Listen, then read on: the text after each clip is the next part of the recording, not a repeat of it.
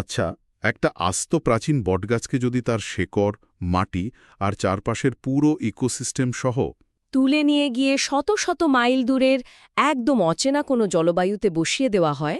হ্যাঁ, ঠিক তাই। তাহলে ঠিক কি ঘটতে পারে বলে আপনার মনে হয়? উম, স্বাভাবিকভাবেই প্রথম যে বিষয়টা মাথায় আসে তা হলো গাছটা হয়তো মারা যাবে। কারণ নতুন মাটি, নতুন আবহাওয়া তো খুব সহজে বাইরের কোনো কিছুকে গ্রহণ করতে চায় না। খাপ খাইয়ে নেওয়াটা ভীষণ কঠিন। একদম। মানে যে কোনো সাধারণ স্থানান্তরের ক্ষেত্রে এটাই হওয়ার কথা। কিন্তু আজকের এই বিস্তারিত পর্যালোচনায় আমরা এমন একটা হ্যাঁ, এমন একটা বটগাছের গল্প জানব যেটা শুধু সেই নতুন মাটিতে বাঁচেনি, বরং চারপাশের পরিবেশের সাথে এমনভাবে মিশে গেছে যে সেখানে একটা সম্পূর্ণ নতুন ধরনের বনভূমি তৈরি হয়ে গিয়েছিল। ঠিক বলেছেন? ঠিক আছে। চলুন বিষয়টা একটু বিশ্লেষণ করা যাক। আমাদের আজকের আলোচনার মূল ভিত্তি হল একটা অসাধারণ গবেষণাধর্মী প্রবন্ধ। নামটা একটু বড়, the intellectual bridge, a comprehensive analysis of the Bengali diaspora's impact on culture, institution building and national identity in North India. বাপরে, বেশ লম্বা একটা শিরোনাম। হ্যাঁ, তবে সহজ কথায় বলতে গেলে এটা হলো উত্তর ভারতে বসতি স্থাপনকারী বাঙালি অভিবাসী, মানে মূলত প্রবাসী সম্প্রদায়ের গল্প। এটা শুধু এক জায়গা থেকে অন্য জায়গায় গিয়ে চাকরি করা বা বসবাস করার সাধারণ ইতিহাস নয়।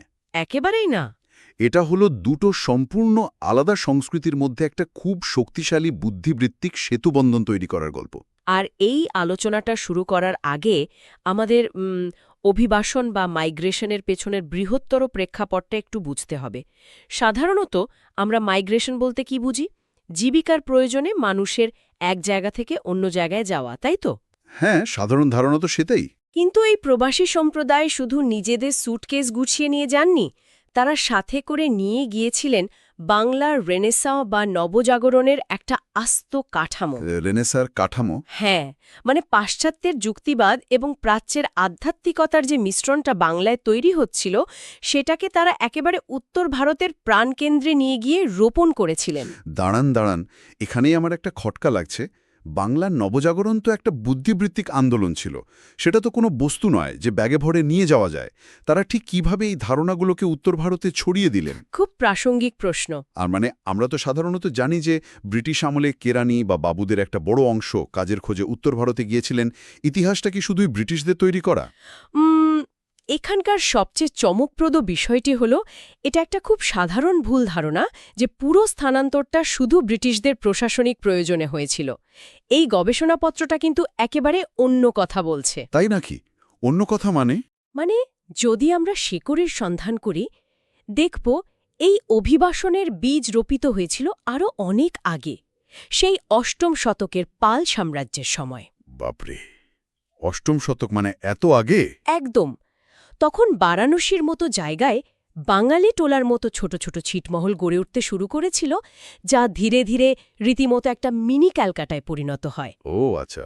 এরপর ধরুন ষোড়শ থেকে অষ্টাদশ শতকের দিকে যদি তাকান, মুঘলদের পৃষ্ঠপোষকতায় প্রচুর পণ্ডিত এবং শিক্ষক সেখানে গিয়েছিলেন, কারণ তাদের সংস্কৃত এবং ফার্সি দুটো ভাষাতেই দারুণ দখল ছিল। তার মানে ব্রিটিশ ইস্ট ইন্ডিয়া কোম্পানি আসার বহু আগে থেকেই এই যাতায়াত এবং আদান প্রদানটা চলছিল? হ্যাঁ, ঠিক তাই। কিন্তু ১৯ শতকে যখন ব্রিটিশরা তাদের সীমানা উত্তর পশ্চিম দিকে বাড়াতে শুরু করল, তখন তো এই মাইগ্রেশনের চরিত্রটা পুরোপুরি বদলে যায়, তাই না? আমি বিষয়টিকে অনেকটা আধুনিক যুগের সিলিকন ভ্যালির মাইগ্রেশনের সাথে মেলাতে পারি। সিলিকন ভ্যালির মতো? হ্যাঁ, মানে এখন যেমন সারা বিশ্ব থেকে কোডার্স এবং ইঞ্জিনিয়াররা সিলিকন ভ্যালিতে গিয়ে একটা আস্ত টেক ইকোসিস্টেম তৈরি করেছেন, ব্যাপারটা কি তখন অনেকটা সেরকমই ছিল? এই রূপকটা চমৎকার। তবে এখানে প্রযুক্তির বদলে তারা সাথে করে নিয়ে গিয়েছিলেন আধুনিক প্রাতিষ্ঠানিক শিক্ষা, প্রশাসনিক দক্ষতা এবং আইনি জ্ঞান। সবচেয়ে চমকপ্রদ তথ্যটা পাওয়া যায় ১৮৭২ সালের আদমশুমারি বা সেন্সাস ডেটা থেকে। কি বলছে সেই সেন্সাস? শুধু কেরানিদের কথা? ব্রিটিশরা ভেবেছিল এই অভিবাসী সম্প্রদায় হয়তো শুধু হিন্দু ভদ্রলোক বা কেরানিদের মধ্যেই সীমাবদ্ধ, কিন্তু সেন্সাস ডেটা বলছে অন্য কথা।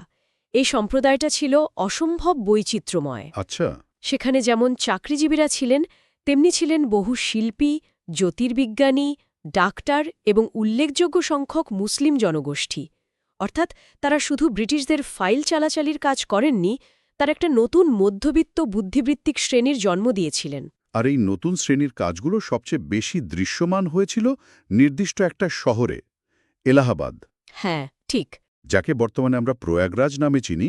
গবেষণাপত্রটি বলছে যে এলাহাবাদ নাকি সেই সময় প্রাচ্যের অক্সফোর্ড হিসেবে পরিচিত হয়ে উঠেছিল। মানে এই রূপান্তরটা কিভাবে হলো? এলাহাবাদের ভৌগোলিক এবং কৌশলগত অবস্থানটা আগে বুঝতে হবে। এটা ছিল একটা পুরনো মুঘল দুর্গ শহর, কিন্তু এই প্রবাসী সম্প্রদায়ের হাত ধরে এটা ভিক্টোরিয়ান যুগের একটা আধুনিক প্রশাসনিক এবং শিক্ষাগত রাজধানীতে পরিণত হয়। তার মানে পুরো খোলনলচে বোধ জ্বালা হয়েছিল। একদম। আর এর পেছনে সবচেয়ে বড় হাতিয়ার ছিল শিক্ষা। এলাহাবাদ বিশ্ববিদ্যালয় বা হাইকোর্ট তো একদিনে তৈরি হয়নি। এর পেছনে ছিল দীর্ঘদিনের ব্যক্তিগত এবং গোষ্ঠীগত উদ্যোগ। আর এই উদ্যোগের একটা দারুণ উদাহরণ হল অ্যাংলো বেঙ্গলি ইন্টার কলেজ বা এবিআইসি। হ্যাঁ, এবিআইসির ইতিহাসটা খুব চমকপ্রদ। আমি পড়ে তো অবাক হয়ে গেছি। 1875 সালে এলাহাবাদ হাইকোর্টের একজন অনুবাদক শ্রী শীতল প্রসাদ গুপ্ত আর পণ্ডিত বিশ্বনাথ ভট্টাচার্য একটা ব্যক্তিগত বাসভবনে একটা স্কুল শুরু করেন। জানেন সেখানে প্রথম ব্যাচে ছাত্র সংখ্যা কত ছিল? মাত্র 10 জন, তাই তো? হ্যাঁ, মাত্র 10 জন। কিন্তু আমাকে যে বিষয়টা সবচেয়ে বেশি অবাক করেছে তা হলো এদের সিলেবাস। ওই 10 জন ছাত্রকে তারা ইংরেজি, হিন্দি, উর্দু, বাংলা এবং সংস্কৃত এই 5টি ভাষা একসাথে পড়াতেন। হ্যাঁ, 5টা ভাষা। এটা তো রীতিমতো শিক্ষার একটা রোজেটা স্টোন বলা যায়। কিন্তু আমার প্রশ্ন হলো, একসাথে 5টা ভাষা কেন? এর কি আসলেই কোনো প্র্যাকটিক্যাল দরকার ছিল? অবশ্যই দরকার ছিল। এটা আসলে শুধু ভাষা শেখারও ছিল না, এটা ছিল একটা যুগের সাথে খাপ খাইয়ে নেওয়ার কৌশল। মানে আপনি ভাবুন, সেই সময়কার উত্তর ভারতের আদালতে ফার্সি বা উর্দুর প্রভাব রয়েছে। হ্যাঁ। আবার ব্রিটিশ প্রশাসনের জন্য ইংরেজি জানা বাধ্যতামূলক। স্থানীয় মানুষের সাথে যোগাযোগের জন্য হিন্দি চাই, আর নিজেদের শেকড় ধরে রাখার জন্য বাংলা ও সংস্কৃত। ও, তার মানে শীতল প্রসাদ গুপ্ত নিজে একজন অনুবাদক ছিলেন বলে তিনি বুঝতে পেরেছিলেন যে ঠিক। তিনি বুঝেছিলেন এই নতুন পরিবর্তিত সমাজে টিকে থাকতে হলে বহুভাষিক হতেই হবে। আর এই সিলেবাসের ফলও তারা পেয়েছিল একেবারে হাতে নাতে। হ্যাঁ, এর প্রাক্তন ছাত্রদের তালিকা দেখলেই সেটা বোঝা যায়। এলাহাবাদ হাইকোর্টের প্রধান বিচারপতি থেকে শুরু করে বহু বিজ্ঞানী, প্রশাসক এই স্কুল থেকে বেরিয়েছেন। একদম। এমনকি 1939 সালে স্বয়ং নেতাজি সুভাষচন্দ্র বসু এই কলেজে এসে ভাষণ দিয়েছিলেন। কিন্তু একটা কথা বলুন, এই যে বড় বড় স্কুল বা কলেজ তৈরি হচ্ছে, এগুলো তো একটা কাঠামোগত বিষয়। সাধারণ মানুষের প্রাত্যহিক জীবনে বা শহরের সামাজিক কাঠামোতে এদের প্রভাব কেমন ছিল? খুব গভীর প্রভাব ছিল। আর এই শহরের সামাজিক কাঠামো বদলে দেওয়ার পেছনে সবচেয়ে বড় ভূমিকা রেখেছিল একটা খুব চেনা বাঙালি কনসেপ্ট। কোনটা? আড্ডা। আড্ডা? এলাহাবাদে? হ্যাঁ, এলাহাবাদের জর্জ টাউন বা সিভিল লাইন্সের লাল ইটের বড় বড় বাড়িগুলোর ড্রয়িং রুমগুলো তখন এক একটা প্রতিষ্ঠানে পরিণত হয়েছিল। মানে একটা সাধারণ ড্রয়িং রুম কিভাবে প্রতিষ্ঠান হয়? ধরুন, বিপিন বিহারী মুখার্জির বাড়ির কথাই যদি ধরি, বাইরে থেকে দেখলে মনে হবে এটা শুধুই একটা অভিজাত বাসভবন, কিন্তু ভেতরে পণ্ডিত রবিশঙ্কর বা ওস্তাদ আলী আকবর খানের মতো দিকপাল শিল্পীদের নিয়মিত যাতায়াত এবং আড্ডা বসত। বাপরে, এত বড় বড় মানুষ! হ্যাঁ, কারণ রাজদরবারগুলো তখন ভেঙে পড়ছে, তাই শিল্পীরা নতুন পৃষ্ঠপোষক খুঁজছেন। আবার সেই একই বাড়ির চত্বরে আধ্যাত্মিক সাধিকা আনন্দময়ী মায়ের জন্য একটি কুটিরও তৈরি করা হয়েছিল। মানে একই ছাদের নিচে সাহিত্য, বিজ্ঞান, শাস্ত্রীয় সঙ্গীত এবং আধ্যাত্মিকতা। একদম। এই সবকিছুর চর্চা এই বৈঠকখানাগুলোতেই হতো, যা পরবর্তীতে বৃহত্তর নাগরিক সমাজের রুচি তৈরি করে দিয়েছিল। এটা মারাত্মক একটা ব্যাপার। হ্যাঁ। অর্থাৎ এলাহাবাদ তখন পরিণত হয়েছিল একটা কঠোর প্রশাসনিক আর প্রাতিষ্ঠানিক শিক্ষার কেন্দ্রে। কিন্তু এলাহাবাদ থেকে যদি আমরা মাত্র কয়েকশো মাইল দূরে লখনৌর দিকে যাই, চিত্রটা তো পুরো উল্টে যায়। পুরোপুরি উল্টে যায়। এলাহাবাদের ওই ভিক্টোরিয়ান গাম্ভীর্যের বদলে লখনৌতে আমরা দেখি নবাবদের রাজকীয় পৃষ্ঠপোষকতা। লখনৌয়ের মাটিতে এই প্রবাসীদের ভূমিকাটা ঠিক কী ছিল? লখনৌয়ের গল্পটা সত্যিই খুব আলাদা এবং অনেক বেশি রঙিন। এখানকার ইঞ্জিনটা কোনো ব্রিটিশ প্রশাসন ছিল না, বরং ছিল নবাবদের শিল্প ও বিজ্ঞানের প্রতি বিপুল আগ্রহ। আচ্ছা।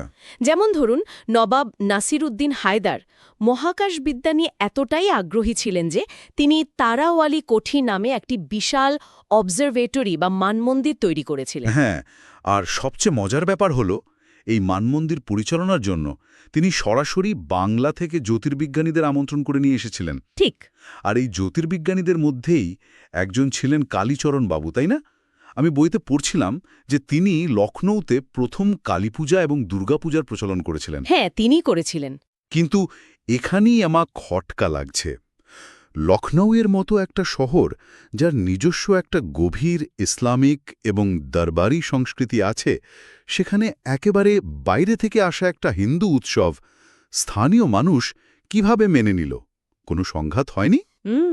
এখানেই হলো কম্পোজিট কালচার বা গঙ্গা যমুনী সংস্কৃতির আসল সৌন্দর্য। কোনো সংঘাত তো হয়নি, উল্টো লখনৌয়ের সাধারণ মানুষ এই উৎসবগুলোকে একেবারে আপন করে নিয়েছিল। তাই নাকি? হ্যাঁ, কারণ সংস্কৃতি তো কখনো চাপিয়ে দেওয়া যায় না, এটা আদান প্রদান হয়। এই প্রবাসীরা স্থানীয় সংস্কৃতির প্রতিও কিন্তু সমান শ্রদ্ধাশীল ছিলেন। একটা উদাহরণ দেওয়া যায়। যেমন ধরুন অতুল প্রসাদ সেন, তিনি 1892 সালে সেখানে বেঙ্গলি ক্লাব প্রতিষ্ঠা করলেন, যা হয়ে উঠল সাহিত্য আর নাটকের একটা বড় প্রাণকেন্দ্র। আবার বাংলার প্রখ্যাত শিল্পী অসিত কুমার হালদার লখনৌয়ের সরকারি চারুকলা কলেজের প্রথম ভারতীয় অধ্যক্ষ হিসাবে যোগ দিয়ে সেখানকার শিল্পকলায় নতুন মাত্রা যোগ করলেন। তাহলে এর মানে কি দাঁড়াচ্ছে? আমরা বলতেই পারি যে এই আদান প্রদানটা কেবল একমুখী ছিল না। একেবারে না। সংস্কৃতিটা শুধু বাংলা থেকে লখনৌতে যাচ্ছিল না, লখনৌ থেকেও বাংলায় আসছিল। এর সবচেয়ে বড় উদাহরণ তো নবাব ওয়াজেদ আলী শাহ। হ্যাঁ, মেটিয়াবুরুজের গল্পটা তো ইতিহাস। তিনি যখন ক্ষমতাচ্যুত হয়ে কলকাতায় নির্বাসিত হলেন, তখন তিনি তো মেটিয়াবুরুজে রীতিমতো একটা লিটল লখনৌ তৈরি করে ফেলেছিলেন। একদম। ওয়াজেদ আলী শাহর সাথে আসা তার দরবারি রীতিনীতি, বাবুর্চি, সঙ্গীত শিল্পীরা কলকাতার সংস্কৃতিকে খুব গভীরভাবে প্রভাবিত করেছিল। বাঙালির জীবনে লখনৌয়ের খাবার, বিরিয়ানি, ঠুমুরি গান আর কত্থক নাচের যে প্রভাব, তা তো এই দ্বিমুখী লেনদেনেরই ফসল। সত্যি। বাংলার উগ্র ভক্তি এবং লখনৌয়ের পরিশীলিত দরবারি মেজাজ, এই দুটোর মিশ্রণেই একটা সম্পূর্ণ নূতন পরিচয়ের জন্ম হয়েছিল। তাহলে এলাহাবাদে আমরা দেখলাম শিক্ষার প্রাতিষ্ঠানিকরণ, আর লখনৌতে দেখলাম শিল্পের সংমিশ্রণ। এবার চলুন তৃতীয় আর একটা শহরের দিকে যাই, বারাণসী বা কাশী। যেখানে ধর্ম আর সশস্ত্র বিপ্লবের এক অদ্ভুত মেলবন্ধন ঘটেছিল। হ্যাঁ, বারাণসীতে তো সংস্কৃতির আদান প্রদানটা খুব চোখের সামনেই দেখা যেত। যেমন ধরুন বাঙালি টোলার ভাষা, সেখানে সংস্কৃত আর বাংলার একটা চমৎকার মিশ্রণ তৈরি হয়েছিল। ঠিক। অথবা কালিকা মিষ্টান্ন ভাণ্ডারের বিখ্যাত লাল পেড়া, যা মূলত বাংলার মিষ্টি বানানোর কৌশল আর স্থানীয় উত্তর ভারতীয় স্বাদের এক অপূর্ব মিলন। কিন্তু এই তীর্থস্থানের গভীরে লুকিয়ে থাকা আসল গল্পটা তো অন্যরকম। বারাণসীর আসল চরিত্রটা ছিল ভীষণ জটিল। বাইরে থেকে দেখলে এটা পুরোপুরি একটা পুণ্যার্থীদের শহর, কিন্তু এই ধর্মীয় আভারের আড়ালে বারাণসী হয়ে উঠেছিল উত্তর ভারতের সশস্ত্র বিপ্লবীদের সবচেয়ে নিরাপদ আস্থানা। আমি এই বারাণসীকে রীতিমতো একটা আন্ডারগ্রাউন্ড রেবেল বেস বা বিদ্রোহীদের গোপন ঘাঁটির সাথে তুলনা করতে চাই। উপমাটা কিন্তু খারাপ নয়। কিন্তু আমার প্রশ্ন হল, বিপ্লবীরা এই শহরটাকেই কেন বেছে নিলেন? কারণ হিসাবে দুটো জিনিস কাজ করেছিল। প্রথমত, বারাণসীতে সারা বছর ধরে ভারতবর্ষের নানা প্রান্ত থেকে লক্ষ লক্ষ তীর্থযাত্রীর যাতায়াত থাকত। আচ্ছা, মানে ভিড়ের মধ্যে মিশে যাওয়া। হ্যাঁ, ঠিক তাই। এত অচেনা মানুষের ভিড়ে বিপ্লবীদের লুকিয়ে থাকা বা ছদ্মবেশে এক জায়গা থেকে অন্য জায়গায় যাওয়াটা খুব সহজ ছিল। ব্রিটিশ পুলিশের পক্ষে সবাইকে চেক করা একেবারেই অসম্ভব ছিল। আর দ্বিতীয় কারণটা কি? দ্বিতীয়ত, এখানকার বাঙালি টোলাগুলো এমনভাবে গড়ে উঠেছিল যে তার গলির ভেতরে একটা সম্পূর্ণ আলাদা জগৎ ছিল। রাস্তাঘাট এতই প্যাঁচানো যে তা বাইরের প্রশাসনের কাছে অনেকটাই দুর্বেদ্য ছিল। আর এই সুযোগটাই কাজে লাগিয়েছিলেন শচীন্দ্রনাথ সান্যাল এবং রাসবিহারী বসুর মতো নেতারা, তাই তো? হ্যাঁ। তারা তো এখান থেকে পুরো উত্তর ভারতের সশস্ত্র বিপ্লবের নেটওয়ার্ক তৈরি করেছিলেন। 1912 সালের বিখ্যাত দিল্লি ষড়যন্ত্র কিংবা পরবর্তীতে হিন্দুস্তান রিপাবলিকান অ্যাসোসিয়েশন বা HRA এর প্রতিষ্ঠাও তো এই নেটওয়ার্কেরই অংশ। একদম। আমি তো শুনে অবাক হয়েছি যে শচীন্দ্রনাথ সান্যালের লেখা বন্দি জীবন বইটা সেই সময় ভগৎ সিং বা চন্দ্রশেখর আজাদের মতো উত্তর ভারতের তরুণ বিপ্লবীদের কাছে আক্ষরিক অর্থে একটা বাইবেলে পরিণত হয়েছিল। ঠিক এই কারণেই ঐতিহাসিক দৃষ্টিকোণ থেকে এই বিষয়টা অত্যন্ত গুরুত্বপূর্ণ। এখানে আমরা কোনো রাজনৈতিক পক্ষ নিচ্ছি না, কেবল ইতিহাসের ঘটনা প্রবাহ হিসেবে যদি খুব নিরপেক্ষভাবে দেখি, হ্যাঁ, অবশ্যই। তাহলে দেখব বাংলার গুপ্ত সমিতির যে একটা নিজস্ব ধরন ছিল তা উত্তর ভারতের যুব সমাজের সামরিক চেতনার সাথে একেবারে মিশে গিয়েছিল। এটা ছিল সম্পূর্ণ বুদ্ধিবৃত্তিক এবং কৌশলগত একটা স্থানান্তর। এই প্রবাসী বিপ্লবীরা শুধু অস্ত্র চালান করেননি, তারা সশস্ত্র প্রতিরোধের একটা আদর্শগত কাঠামো তৈরি করে দিয়েছিলেন। অসাধারণ। আমরা তো ৩টি ভিন্ন শহরে ৩টি সম্পূর্ণ আলাদা রূপ দেখলাম। এলাহাবাদে ভিক্টোরিয়ান শিক্ষা, লখনৌতে দরবারি সংস্কৃতি আর বারাণসীতে ধর্মীয় আবরণের নিচে সশস্ত্র বিপ্লব। হ্যাঁ, কিন্তু এত ভিন্নতা থাকা সত্ত্বেও এই পুরো প্রবাসী সম্প্রদায়কে কোন জিনিসটা একসুতে বেঁধে রেখেছিল? এত বড় ভৌগোলিক এলাকায় ছড়িয়ে থেকেও তারা নিজেদের পরিচিতিটা টিকিয়ে রাখলেন কিভাবে? এর উত্তরটা লুকিয়ে আছে সাহিত্য এবং ধর্মের মধ্যে। এই দুটো স্তম্ভই মূলত তাদের নিজেদের শেকড়ের সাথে যুক্ত রেখেছিল। সাহিত্য আর ধর্ম। হ্যাঁ, যখন আপনি নিজের মাটি থেকে দূরে থাকেন, তখন সাহিত্য আর আচার অনুষ্ঠানই হয়ে ওঠে আপনার বাঁচার রসদ। আর এই সাহিত্যের কথা বলতে গেলেই যে নামটা সবার আগে মাথায় আসে সেটা হলো এলাহাবাদ থেকে রামানন্দ চট্টোপাধ্যায়ের সম্পাদনায় প্রকাশিত প্রবাসী পত্রিকা। এই পত্রিকাটা তো তার সময়ের চেয়ে অনেক এগিয়ে ছিল। অনেক এগিয়েছিল। রবীন্দ্রনাথ ঠাকুরের গোড়া উপন্যাসের মতো মাস্টারপিস এখানেই মাসের পর মাস ধারাবাহিকভাবে প্রকাশিত হয়েছে। তারা প্রচ্ছদে ছবির ব্যবহার শুরু করেছিল, এমনকি নারী লেখকদেরও সমান সুযোগ দিচ্ছিল। ঠিক। রামানন্দ চট্টোপাধ্যায়ের একটা বিখ্যাত উক্তি আমার মনে পড়ছে, সত্যি বলতে আমরা প্রথমে ভারতীয় এবং তারপর বাঙালি। আর এই উক্তিটাই হল প্রবাসী পরিচয়ের মূল চাবিকাঠি। যদি আমরা বিষয়টিকে বৃহত্তর চিত্রের সাথে যুক্ত করি, তাহলে দেখব এই প্রবাসী ম্যাগাজিনটা আসলে সেই সময়কার অভিবাসীদের জন্য একটা পোর্টেবল হোমল্যান্ড বা বহনযোগ্য মাতৃভূমির কাজ করেছিল। পোর্টেবল হোমল্যান্ড, দারুণ শব্দ। পত্রিকাটা হাতে পেলেই তাদের মনে হতো তারা বাংলার সাথেই যুক্ত আছে। এর পাশাপাশি ভাষাগত বিবর্তনও হচ্ছিল। যেমন ধরুন প্যারীচাঁদ মিত্রের আলালের ঘরের দুলাল। হ্যাঁ, চলিত ভাষার ব্যবহার। ঠিক, এর মাধ্যমে যে চলিত ভাষার ব্যবহার শুরু হল, তা সাহিত্যের ভাষাকে সাধারণ মানুষের অনেক কাছাকাছি নিয়ে এসেছিল। সাহিত্যের ব্যাপারটা বুঝলাম, কিন্তু ধর্মের ক্ষেত্রে তো আমরা একটা অদ্ভুত দ্বন্দ্ব বা দ্বৈত সত্তা দেখতে পাই। দ্বৈত সত্তা সেটা কি রকম? মানে একদিকে ব্রাহ্ম সমাজ, রাজা রামমোহন রায় এবং কেশবচন্দ্র সেনের নেতৃত্বে উত্তর ভারতে গিয়ে সতীদাহ প্রথা বা বাল্যবিবাহের মতো পুরনো প্রথার বিরুদ্ধে প্রবল আন্দোলন করছে, বিজ্ঞানভিত্তিক শিক্ষার প্রসার ঘটাচ্ছে, তারা ভীষণ আধুনিক। হ্যাঁ। অন্যদিকে ঠিক তার সমান্তরালে 1860 সালে এলাহাবাদে তৈরি হচ্ছে মুট্টিগঞ্জ কালীবাড়ির মতো প্রতিষ্ঠান, যারা একেবারে শেকড়ে প্রথিত প্রাচীন ঐতিহ্যগুলোকে ধরে রাখছে। আমার প্রশ্ন হল, একদিকে তীব্র আধুনিকীকরণ এবং অন্যদিকে এই প্রাচীন ঐতিহ্য, এই চরম বিপরীতমুখী দুটো জিনিসের মধ্যে তারা ভারসাম্য রাখছিলেন কিভাবে? এই ভারসাম্যটাই সবচেয়ে ইন্টারেস্টিং ব্যাপার। তারা প্রাচীন ঐতিহ্যকে ধরে রেখেছিলেন ঠিকই, কিন্তু অন্ধভাবে নয়। আচ্ছা। তারা যুগের সাথে তাল মিলিয়ে ঐতিহ্যেরও সংস্কার করেছিলেন। যেমন আপনি কালীবাড়ির কথা বললেন, সেখানে একটা বড় পরিবর্তন আনা হয়েছিল। কি রকম পরিবর্তন? ছাগল বলির যে প্রাচীন প্রথা ছিল সেটা বন্ধ করে তারা তার বদলে আখের ব্যবহার শুরু করেছিলেন। ওহ, আচ্ছা, তার মানে বলির বদলে আখ। হ্যাঁ, অর্থাৎ ভক্তির জায়গাটা ঠিক থাকল, কিন্তু আচারের ক্ষেত্রে একটা মানবিক এবং আধুনিক রূপ দেওয়া হল। প্রগতিশীল সামাজিক সংস্কারকে স্বাগত জানানো এবং একই সাথে মাতৃভূমির মূল আচার অনুষ্ঠানগুলোকে যুগোপযোগী করে টিকিয়ে রাখা, এই দুয়ের মিশ্রণেই তারা নতুন পরিবেশে নিজেদের স্বতন্ত্র পরিচয় তৈরি করতে পেরেছিলেন। সত্যি, আজকের এই পুরো আলোচনাটা থেকে অনেকগুলো নতুন দৃষ্টিভঙ্গি পাওয়া গেল।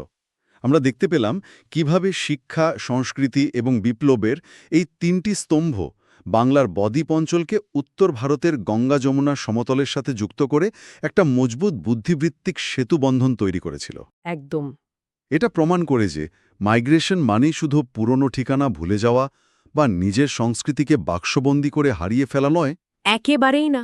বরং নতুন পরিবেশের সাথে যুক্ত হয়ে স্থানীয় মানুষের সাথে আদান-প্রদানের মাধ্যমে আরও উন্নত, আরও সমৃদ্ধ একটা সমাজ তৈরি করা সম্ভব। এবং এই ইতিহাসটা আজকের দিনের জন্য ভীষণ প্রাসঙ্গিক। প্রবাসী পরিচয়ের এই নেগোসিয়েশন বা আদান-প্রদানের যে পদ্ধতি, কিভাবে নিজের শেকড় না হারিয়েও নতুন মাটিকে আপন করে নেওয়া যায়, তা বর্তমান যুগের যে কোনো প্রান্তের অভিবাসীর জন্যই একটা বড় শিক্ষণীয় বিষয়। একদম শুরুতে আমরা সেই প্রাচীন বটগাছটার কথা বলেছিলাম, যাকে তুলে এনে নতুন মাটিতে বোনা হয়েছিল এবং যা এক নতুন বনভূমির জন্ম দিয়েছিল। হ্যাঁ, মনে আছে। এখন বর্তমান বিশ্বায়নের যুগে দাঁড়িয়ে একটা বড় প্রশ্ন সামনে চলে আসে। যখন জর্জ টাউন বা বাঙালি টোলার মতো সুনির্দিষ্ট ভৌগোলিক ছিটমহলগুলো ক্রমশ বিলুপ্ত হয়ে যাচ্ছে, মানুষ পুরো পৃথিবীতে ছড়িয়ে পড়ছে, তখন এই সমৃদ্ধ প্রবাসী ঐতিহ্যের ভবিষ্যৎ আসলে কি? এটা একটা গভীর প্রশ্ন। ভবিষ্যৎ প্রজন্মের অভিবাসীরা কি এমন কোনো স্থায়ী প্রাতিষ্ঠানিক ও সাংস্কৃতিক ঐতিহ্য রেখে যেতে পারবেন, যা ইটের গাঁথুনিতে টিকে থাকবে? নাকি তাদের পুরো প্রভাব শুধুমাত্র ডিজিটাল জগতেই সীমাবদ্ধ থেকে যাবে? যারা শুনছেন, এটা এমন একটা প্রশ্ন যা হয়তো ভবিষ্যতের সমাজবিজ্ঞানী বা ইতিহাসবিদদের নতুন করে ভাবতে বাধ্য করবে। একদম ঠিক বলেছেন।